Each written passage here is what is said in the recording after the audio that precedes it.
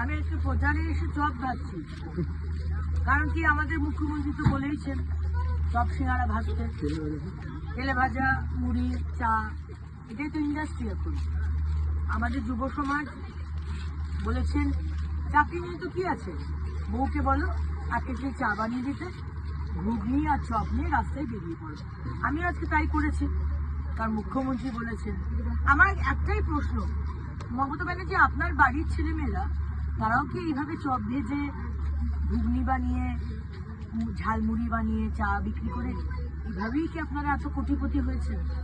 আপনাদের বাড়িতে নাকি ঝাল লণ্ঠন আছে, আপনাদের বাড়িতে নাকি প্রতি বছর বিজিবিএস করে আমাদের ট্যাক্স পেয়ারের টাকায় বেঙ্গল গ্লোবাল বিজনেস সামিট করে যে মিথ্যে কথাগুলো বলেছেন, 21 লক্ষ চাকরি হয়ে গেছে, 27 লক্ষ কোটি টাকার বিনিয়োগ হয়েছে, আর রাস্তায় দাঁড় করিয়ে দিয়েছেন বাংলার যুব সমাজকে 1500 টাকার যুবসাথী, মানে মাসে 1500 টাকা, মানে রোজ 50 টাকা।